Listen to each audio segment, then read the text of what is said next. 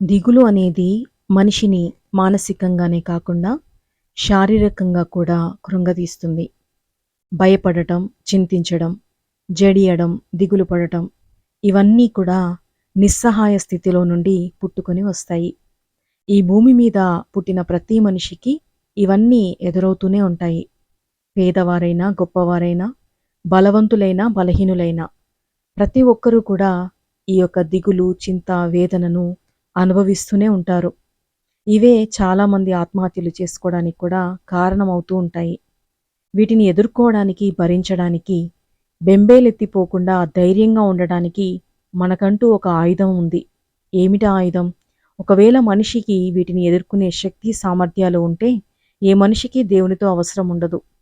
కొన్నిసార్లు దేవుడు మనకు కొన్ని కష్టాలు, బాధలు మన జీవితంలో అనుమతించి మనల్ని పరీక్షిస్తూ ఉంటాడు. అవన్నీ తాత్కాలికమైనవే. అయితే మన కష్టాల్లో, బాధల్లో మనం దేవుని మీద ఆధారపడాలి అనే ఉద్దేశంతో దేవుడు మనల్ని పరీక్షిస్తాడే తప్ప మనల్ని శిక్షించడానికి కాదు. అపోస్తలుడైన పౌలు కొరింథీలకు రాసిన మొదటి పత్రిక 10వ అధ్యాయం 13వ వచనంలో దేవుడు నమ్మదగినవాడు, మీరు సహింపగలిగినంతకంటే ఎక్కువగా ఆయన మిమ్మును శోధింపబడనీయడు. అంతేకాదు సహింపగలుగుటకు ఆయన శోధనతో కూడా తప్పించుకొను మార్గమును కలుగచేయును అని తెలియజేస్తూ ఉన్నాడు. దిగులు పడకుడి అని చెప్తుంది స్వయంగా దేవుడే కదా. అయితే మనం దిగులు పడటం దేవుని నమ్మినట్లు కాదు. మన జీవితంలో మనకి ఎన్నో బాధలు, కష్టాలు ఎదురైనప్పుడు మనం దేవుని వైపు చూడాలి. వాటి నుండి తొలగించడానికి తగిన పరిష్కారంతో ఆయన మన కోసం ఎదురు చూస్తూ ఉంటాడు. ఆయన కోరేదల్లా మనం ఆయన పాద సన్నిధిని చేరి ఆయనను వేడుకోవాలని మాత్రమే. మనమేమో మన సొంత ప్రయత్నాలు చేస్తూ వాటి ద్వారా మన సమస్యలు పరిష్కారం అవ్వకపోగా ఇంకొంచెం ఎక్కువగా బాధింపబడుతూ మనం కష్టాలను పెంచుకొని దిగులు పడుతూ ఉంటాము. మన కష్టాలను, బాధలను దేవుడు గోటితో తీసేలోపే మనం గొడ్డలితో తీయడానికి ప్రయత్నిస్తాం. అసలు మన కష్టాలను, బాధలను పరిష్కరించే అవకాశమే మనం దేవునికి ఇవ్వము. మనము పరిష్కరించుకోలేక, దేవునికి అవకాశము ఇవ్వక వాటిని మనము మోస్తూ ఎక్కువ కాలము కష్టాలలోనే గడుపుతూ ఉంటాము. అయితే మనకొచ్చే కష్టాలు, బాధలు ఏముంటాయి అంతగా? ఆర్థికపరమైన, కుటుంబపరమైనవే ఉంటాయి. ఇలాంటి కష్టాలన్నీ ప్రతి ఒక్కరికి ఉంటాయి.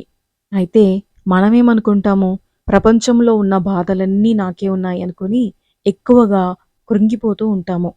మనకంటే దారుణమైన కష్టాలు, బాధలు పడేవారు ఈ లోకంలో ఎంతోమంది ఉన్నారు. తినడానికి తిండి, ఉండటానికి నివాసము, కట్టుకోవడానికి సరైన వస్త్రాలు లేక రోగాలతో కూడా బాధపడేవాళ్ళు ఎంతో ఎక్కువగా ఉన్నారు ఈ లోకంలో. అయితే మనకున్న చిన్న చిన్న సమస్యలను భూతద్దంలో పెట్టి చూస్తూ మనం భయపడి గాబర పడిపోతూ ఉంటాము, దిగులు పడిపోతూ ఉంటాము. నిజానికి మన చుట్టూ ఉండే వారి గురించి మనం ఎక్కువగా ఆలోచించము, జోక్యం కూడా చేసుకోము. కాబట్టే కష్టాలన్నీ మనకే ఉన్నట్లుగా మనం భావిస్తాము. అలా కాకుండా చుట్టూ ఉన్న వారి గురించి కూడా తెలుసుకుంటే వాళ్ళకు కూడా కష్టాలున్నాయని గ్రహించి మన కష్టాలను పెద్దగా చూడడం మానేస్తాము. మనం భయపడినప్పుడు, దిగులు పడినప్పుడు నాతో కూడా వచ్చువాడు నా దేవుడైన యెహోవాయే, ఆయన నన్ను విడిపిస్తాడు, నన్ను ఎన్నడూ విడువడు, ఎడబాయడు అని ధైర్యంగా మనం ఉన్నప్పుడు, దేవుణ్ణి నమ్మి ధైర్యంగా ప్రార్థించినప్పుడు మన సమస్యలన్నిటినీ దేవుడు తొలగిస్తాడు. ద్వితీయోపదేశకాండం 31వ అధ్యాయం 6వ వచనంలో వారిని చూచి దిగులు పడకుడి, నీతో కూడా వచ్చువాడు నీ దేవుడైన యెహోవాయే, ఆయన నిన్ను విడువడు, నిన్నెన్నడూ ఎడబాయను అని ప్రభువు మనతో స్పష్టంగా మాట్లాడుతున్నాడు. అతి గొప్ప ధైర్యం కలిగి దేవుని మీద ఆధారపడి ప్రార్థించేలాగా ప్రభువే మన కృప చూపునట్లుగా ప్రార్థిద్దామా? ప్రియమైన పరలోక తండ్రి, ఈ లోకంలో మేము జీవించినంత కాలము ఏ విషయం గురించి అయినా ఎక్కువగా దిగులు పడకుండా మేము భరించే కష్టాలు, నష్టాలు ఇవన్నీ నీ పాద సన్నిధిలో వేసి ప్రార్థిస్తే నువ్వు మాకు గొప్ప విడుదల ఇస్తావన్న గొప్ప ధైర్యము కలిగి జీవించడానికి మాకు సహాయం చేయండి. మా యొక్క స్వార్థపూరితమైన కోరికలను బట్టి మేము తెచ్చుకున్న ఈ అపరాధములను, దోషములను, ఈ యొక్క సమస్యలను మీరే తొలగించి మా జీవితాలకు విడుదల దయచేయమని, నీ నామంలో నమ్మకస్తులుగా జీవిస్తూ అన్ని విషయాల్లో వర్తిల్లే కృపను మాకు దయచేయమని యేసు నామములో అడుగుచున్నాము తండ్రి. ఆమేన్. ప్రభువునందు ప్రియులారా, ఈ క్లుప్త సందేశం మీ ఆత్మీయ జీవితానికి మేల్కొలుపుగా దీవెనకరంగా ఉందని నమ్ముతున్నాను. తప్పక ఈ వీడియోని లైక్ చేసి, షేర్ చేసి మన ఛానల్‌ని సబ్స్క్రైబ్ చేసుకోండి. పక్కనే ఉన్న బెల్ బటన్‌ని యాక్టివేట్ చేసుకోండి. నోటిఫికేషన్స్ మీకు పంపబడతాయి. Thank you so much for watching this video till the end. May God bless you all. Amen.